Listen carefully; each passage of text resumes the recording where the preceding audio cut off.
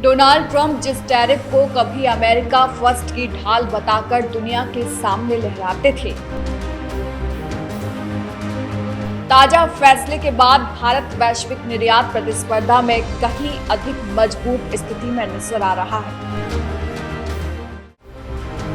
यह बदलाव सिर्फ प्रतिशत का खेल नहीं है, वही स्थिरता दिखती है जिसमें बिना शोर किए अपने हित साधने की कोशिश रहती है। शायद यही वजह है कि आलोचक कहते हैं कि ट्रंप के लिए टैरिफ अंतिम मंजिल नहीं। ट्रंप के तेवर चाहे जितने तीखे हों, अंत में मेज पर बैठकर समझौता करना ही पड़ता है। इस बार उस मेज से भारत को अपेक्षाकृत बेहतर सौदा मिला है।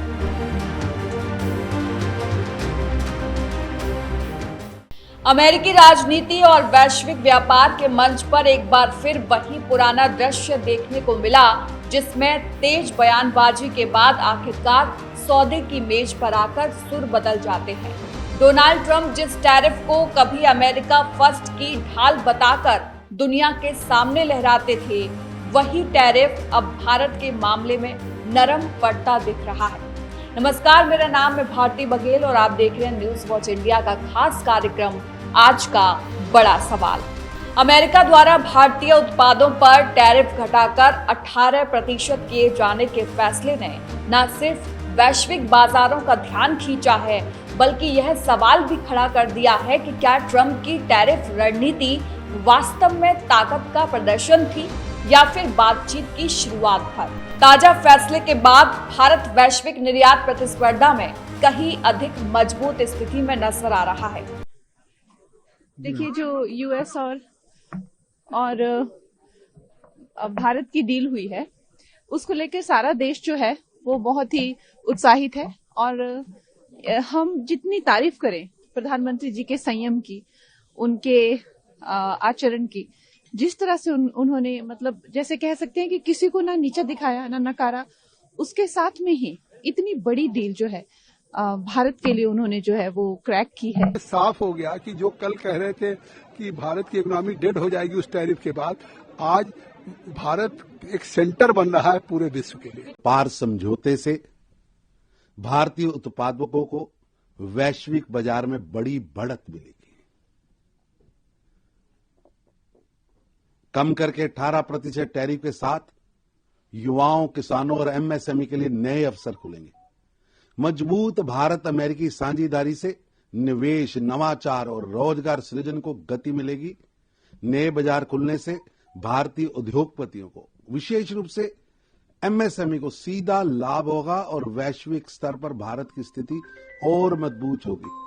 पहले यूरोपियन यूनियन के साथ ऐतिहासिक डील और अब भारत अमेरिकी ऐतिहासिक व्यापार समझौता, ये प्रधानमंत्री नरेंद्र मोदी जी के नेतृत्व में एक अहम उपलब्धि है। मौजूदा टैरिफ ढांचे में भारत पर अमेरिकी शुल्क 18% रहेगा, जबकि इंडोनेशिया पर 19%, वियतनाम और बांग्लादेश पर 20% और चीन पर 34% टैरिफ लागू है।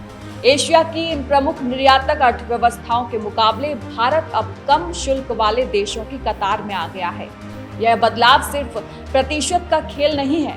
इंडियन नेशनल कांग्रेस है और ये जो इंडी गठबंधन है, इनका जो व्यवहार है वह बहुत ही निंदनीय है और वह एक तरीके से इस बात को प्रतिलक्षित करता है कि न तो उनको देश के विकास में इंटरेस्ट है, न ही देश के ट्रेड और हमारा व्यापार बढ़े इसमें इंटरेस्ट है। उनका इंटरेस्ट सिर्फ हर चीज में राजनीति करने का है, जो अभी हमको प्रत्यक्ष प्रमाण मिला है। पहले ये कहते रहे कि ट्रंप का जवाब दीजिए, ट्रंप का जवाब दीजिए। 50% टैरिफ लग गया, भारत क्या कर रहा है? आज जब सो मोटो स्टेटमेंट अमेरिका के राष्ट्रपति ने देर रात कल ट्वीट किया और उसमें कहा, प्रधानमंत्री जी की तारीफ करते हुए उसने कहा कि मैं उनका सच्चा दोस्त हूं, and he is the only strong leader like me.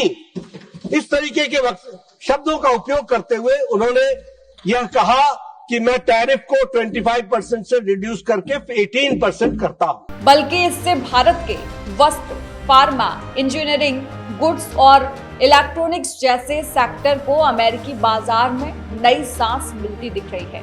White house ने सोमवार को इस फैसले के पीछे की वजह भी साफ कर दी। बयान के मुताबिक रूस से कच्चे तेल की खरीद बंद करने को लेकर भारत की सहमति के बाद रूसी तेल से जुड़े 25% अतिरिक्त टैरिफ को पूरी तरह हटा लिया गया है। ये फैसला व्हाइट हाउस की ओर से उस फोन बातचीत के बाद सामने आया जो राष्ट्रपति डोनाल्ड ट्रंप और प्रधानमंत्री नरेंद्र मोदी के बीच हुई थी।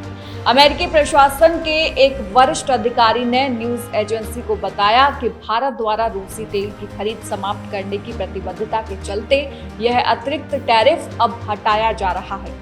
ट्रंप ने भी इस फैसले को अपने अंदाज में पेश किया। Social media platform truth social पर उन्होंने लिखा कि इस समझौते के तहत अमेरिकी पारस्परिक टैरिफ 25% से घटकर 18% हो जाएगा। ट्रंप ने इसे ऊर्जा सहयोग और भू राजनीतिक लक्ष्यों से जुड़ा बड़ा बदलाव बताया। दिलचस्प यह है कि जिस टैरिफ को ट्रंप पहले भारत पर दबाव बनाने का हथियार बता रहे थे, वही अब उनके शब्दों में द्विपक्षीय रिश्तों को मजबूत करने का माध्यम बन गया। ट्रंप के मुताबिक दोनों नेताओं के बीच व्यापार के साथ साथ रूस यूक्रेन युद्ध और ऊर्जा आपूर्ति जैसे मुद्दों पर भी चर्चा हुई।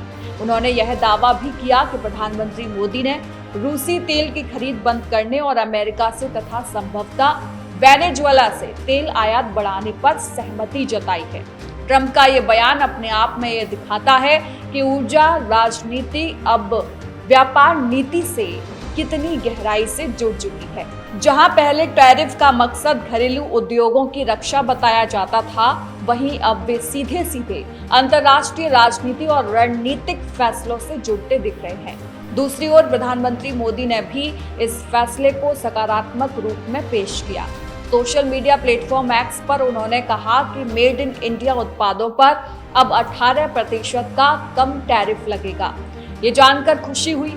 उन्होंने यह भी कहा कि जब दुनिया की दो बड़ी अर्थव्यवस्थाएं और दो बड़े लोकतंत्र साथ काम करते हैं तो इससे आम लोगों को लाभ होता है और सहयोग के नए अवसर खुलते हैं। मोदी के इस बयान में कूटनीति की वही स्थिरता दिखती है जिसमें बिना शोर किए अपने हित साधने की कोशिश रहती है।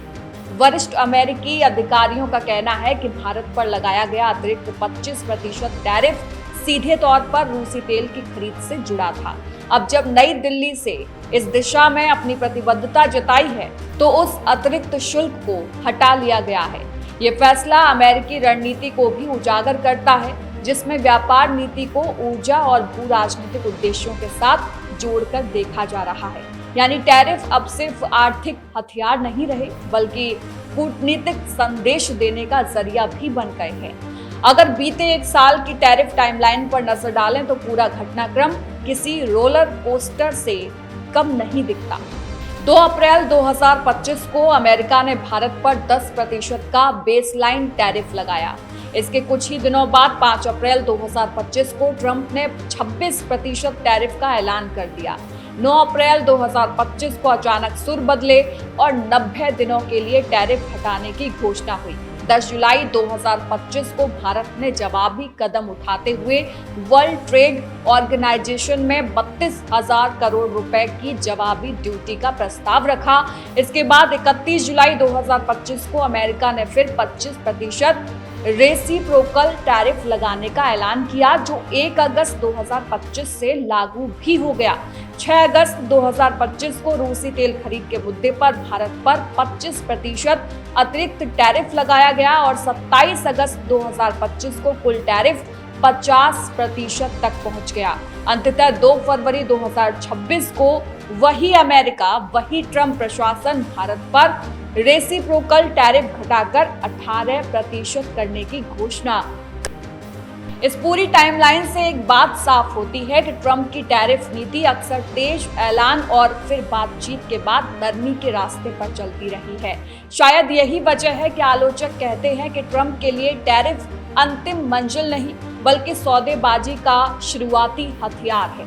भारत के इस मामले में भी कुछ ऐसा ही देखने को मिला। कड़े टैरिफ, ऊंची आवाज और फिर फोन कॉल के बाद समझौता, यह पैटर्न अब नया नहीं रहा। भारत के लिए यह फैसला आर्थिक लिहाज से अहम है। कम टैरिफ का मतलब है कि भारतीय निर्यातकों को अमेरिकी बाजार में बेहतर दाम और ज्यादा प्रतिस्पर्धात्मक बढ़त मिलेगी। साथ ही यह संदेश भी जाता है कि भारत वैश्विक व्यापार में सिर्फ दबाव झेलने वाला देश नहीं, बल्कि बातचीत के जरिए अपने हित साधने की क्षमता रखता है। वहीं ट्रंप के लिए यह फैसला यह दिखाने का मौका है कि वे सौदे कराने में माहिर हैं, भले ही पहले वही सौदा टकराव से शुरू क्यों ना हुआ हो। अंत में इस पूरे घटनाक्रम पर हल्की मुस्कान के साथ यही कहा जा सकता है कि टैरिफ का खेल भले ही खत्म होता दिख रहा हो, लेकिन वैश्विक राजनीति में सौदेबाजी का खेल कभी खत्म नहीं होता। ट्रंप के तेवर चाहे जितने तीखे हों, अंत में मेज पर बैठकर समझौता करना ही पड़ता है, और इस बार उस मेज से भारत को अपेक्षाकृत बेहतर सौदा मिला है। वहीं भारत की इस जीत को लेकर आपका क्या कुछ कहना है, कमेंट बॉक्स में जरूर बताएं और वीडियो को शेयर जरूर करें ताकि आपका प्यार इसने न्यूज वॉच इंडिया की टीम पर यूं ही बना रहे। यह आपका ही प्यार है कि हम 1 मिलियन सब्सक्राइबर्स को क्रॉस करके 18 करोड़ व्यूज पार कर चुके हैं। आशा है आपका ये प्यार यूं ही बना रहेगा और देश दुनिया से जुड़ी बड़ी खबरें हम पूरे फैक्ट्स के साथ सबसे पहले आपके पास लाते रहेंगे। नमस्कार।